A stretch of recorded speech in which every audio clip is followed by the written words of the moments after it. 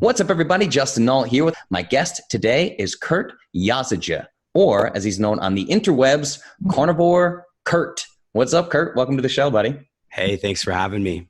For sure, man. So I'm going to give people a brief little background on you and I and how this whole thing happened, and then we're going to dig into your story as well. But we both went on this hunting retreat out in Junction, Texas, with our mutual friend Paul Saladino, the Carnivore MD, and we killed a bunch of animals and ate a bunch of raw organs and had a pretty crazy time. So I want to ask you, just on the back end of that, like what got you to pull the trigger, figuratively and literally, on that trip? And like, what were you looking for? And what do you think you took away? What were your key takeaways from like a hunting trip like that, kind of a men's group hunting trip, you know? It's kind of funny because Paul, who I've known for several years, was like, hey, I'm doing this hunting trip back in like November, I think. And we did the trip in January. And he was like, I think this would be cool. You should come on it. And then he's like, it's like $1,500 or whatever it was. And I was like, I don't know if I want to do a January hunting trip into Texas. And, but then I sort of evolved this alter ego, Karnivore Kurt, over the last 6 months. And it's grown, and now it's actually become something. And so I was like, I was thinking more about it, and I had gone to White Oak Pastures in December. And when I saw Paul in White Oak in December, which is a regenerative farm out there in southern Georgia, I was hanging with him and the Strong Sisters and a bunch of those folks. And we were just talking, and I was like, you know what? I'm going to do this thing. He kind of convinced me, and he just said there were some cool people coming on there, and Kyle Kingsbury, who you met, and Monsell, and all these guys. And I was like, the networking opportunity was too good to miss. And then I kind of pieced that together with the idea of I've never ever hunted before, and the fact that my brand is Carnivore, and it just made, like, you know, at that point it was like, okay, well, I'm gonna invest in this and learn this process. Yeah, man. If I remember correctly, I think it was the first night we went out that you got a kill, didn't you? So we got there, like Friday afternoon. We all got kind of situated in our blinds, and then I don't think I got a shot. I think it was Brandon, right? And then okay. Brandon got one. He got like 2 or 3. It was kind of, he kind of took over the whole trip. It was Brandon, and then Daniel, Dr. Daniel. Oh, Daniel got one too. Daniel and Brandon got their first kills on Friday night. I didn't see a single deer that night, but I didn't either the first night. Yeah. Saturday morning I saw like 7, and I could have taken at least 2 does, but I was, it was my first time, and I was alone, and I took one. And as you know, from what happened with you, which, I've shared with your audience, when you shoot that first one, you're like, did I get the right deer? Am I okay? Did I break any rules? Do I want to keep killing animals and like breaking more rules? So I didn't know what was going on with all that. So I kind of just, but yeah, it was a really cool experience. It was awesome. But yeah, Saturday morning.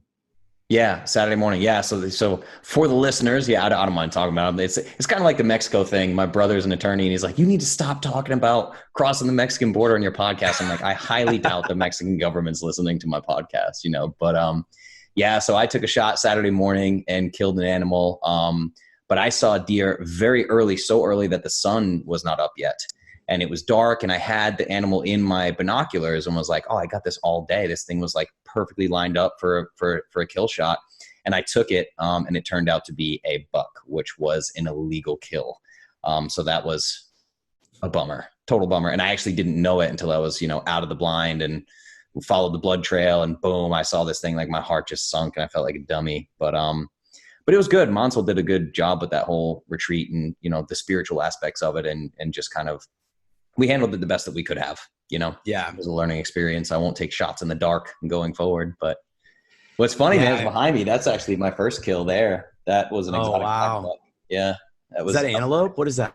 It's called an exotic black buck. Oh, wow.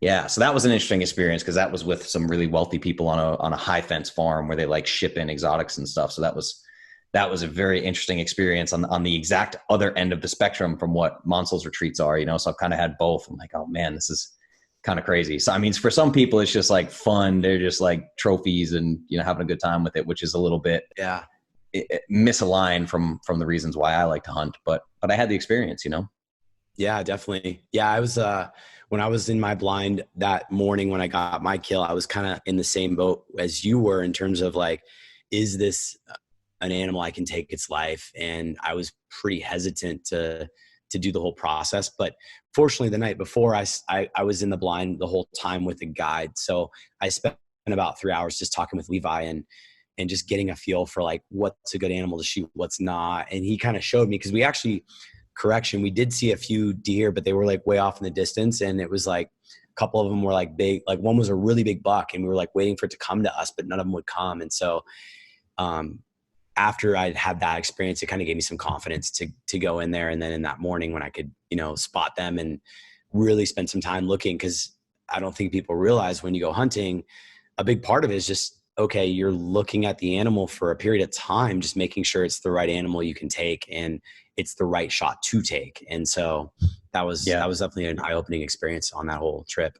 Yeah, for sure. So spoiler alert too, I've been talking to Monsell in the background. There's probably going to be a Clovis hunting retreat at some point.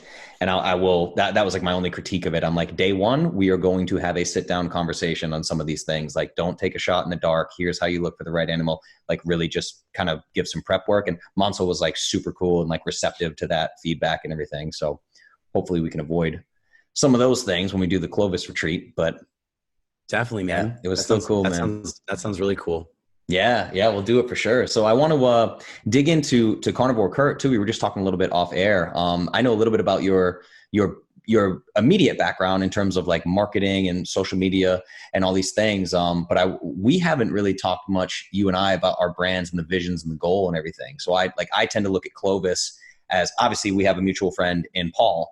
And I tend to look at Clovis as a bridge between like the Pauls of the world, like the Pauls, the Rhonda Patricks, all these kinds of people, and what I call the average Joes. So we know we're in this horrible situation where an average Joe is really in poor health, particularly in America, where like, Paul's new book talking about how 88% of people are suffering from metabolic dysfunction, insulin resistance. It's like, it's pretty close to 100% of the population is sick at this point.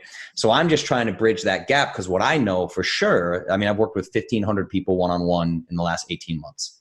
And like what I know for sure is you don't take somebody from like 10 Pepsis a day and fast food to listening to Paul's podcast. It's just, it flies over their head. So I'm trying to bridge that gap and give like actionable advice. So that's kind of where I'm at. And I wanted to see what you think of, like what your goals are going forward with this Karnivore Kurt brand, and what made you to, what I love is your whole brand seems to be around storytelling, like your story. And I tell people all the time, I'm like, if you want to change the world, just story tell. So I kind of want to dig into what made you decide to start doing that, to be like, hey, this is powerful and I got to share this. And what are your goals for that?